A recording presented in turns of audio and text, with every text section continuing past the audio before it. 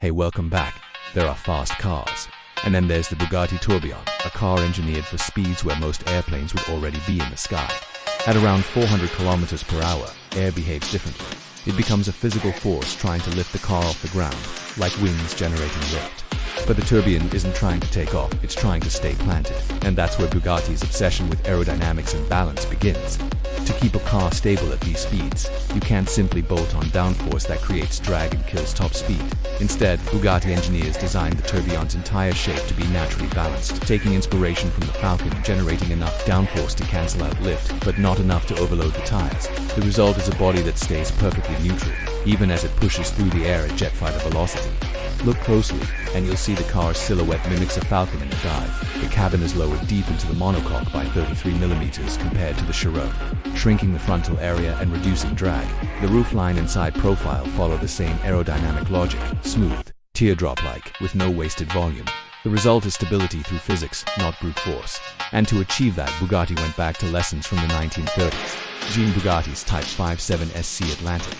It submerged its engine low and behind the front axle to create a long, elegant bonnet with minimal frontal resistance. The Tourbillon revives that principle, lowering the driver, the roof, and even deleting the traditional seat rails to keep the driver's center of gravity almost level with the wheels. The pedals and steering column adjust like in race cars instead. The Tourbillon's aerodynamics are so efficient that at top speed it doesn't need to deploy its rear wing.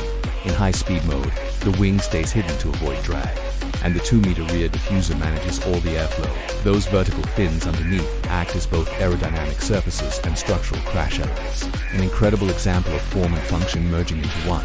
Cooling is another masterpiece.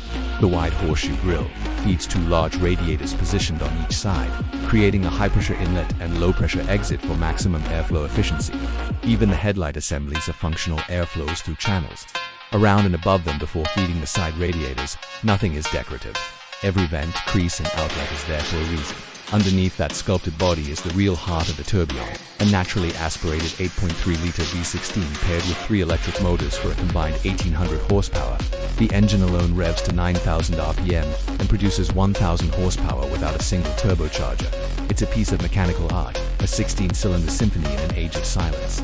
The hybrid system adds 800 horsepower from the electric motors and allows for short electric-only driving, though eco isn't exactly the point here. Despite the hybridization, the Tourbillon weighs less than the Chiron thanks to a new carbon composite monocoque and 3D printed titanium components. The gearbox is mounted transversely to keep the car compact, and the battery system is integrated into the center tunnel for perfect weight distribution. Every detail has a purpose. The side profile is defined by the famous Bugatti line sweeping from the Apilla down around the doors, dividing the two-tone color split while also marking the path of cooling air.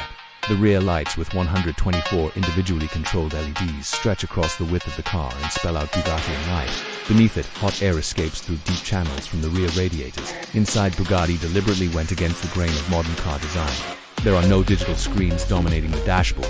Instead, you have a mechanical instrument cluster built like a Swiss watch, made from titanium and sapphire crystal, mounted directly to the steering column so it moves with the wheel. Everything you see is precision engineered and built to last a century, a statement of mechanical timelessness in a disposable world. The philosophy is the same one that guided the Veyron and the Chiron, but the execution is on another level. The Tourbillon isn't just about numbers, it's about purity of engineering.